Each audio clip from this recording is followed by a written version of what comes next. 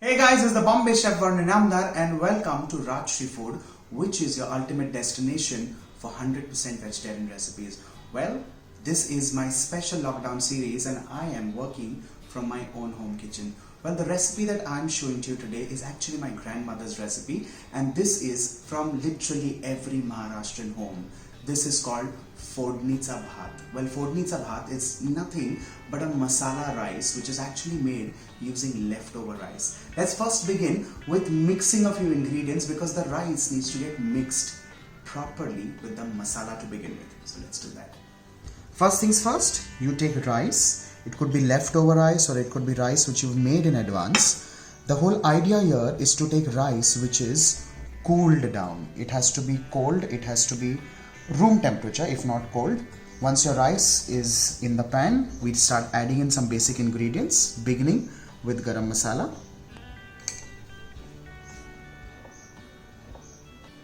To this, let's add in red chilli powder. This could be as much or as little as you please. And to this, a touch of turmeric. That's enough when it comes to spices. Let's add in some flavorings. Well, this is my personal touch to this recipe. I like adding in coriander leaves at this stage because I personally feel it becomes nice and flavorful. Let's add in salt to this recipe. Remember the fact that if you've added salt already while cooking the rice, we're not going to add it again. Mix all of this well. With of course light hands, you're not going to break in the grains of rice. Well, a personal thing that my grandmother used to do is all of this used to go out and this used to actually get mixed with your fingers.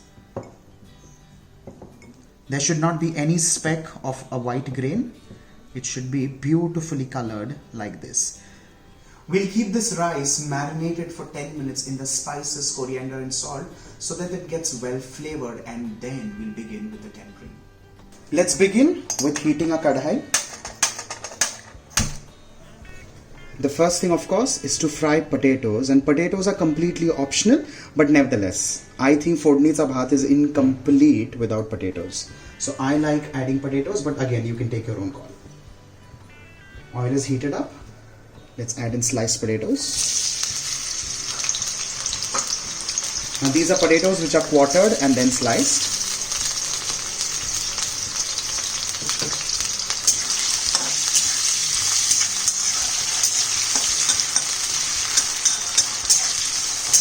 Allow these to fry till they are perfectly golden brown and crisp at the same time, and that will take somewhere around 3 to 4 minutes.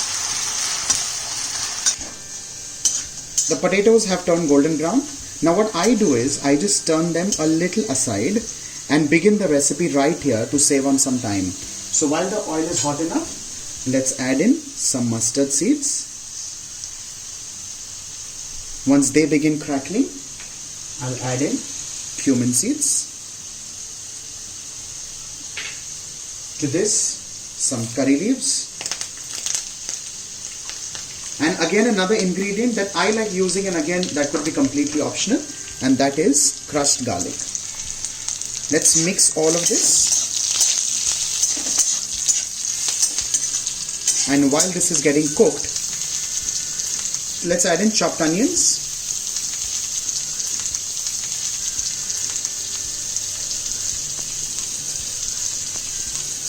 And stir fry this on high flame for literally a minute or so.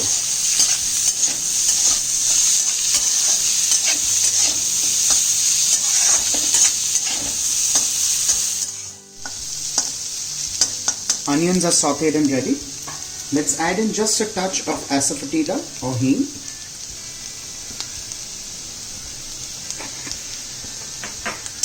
Stir fry. And let's add in the rice which is marinated and kept aside.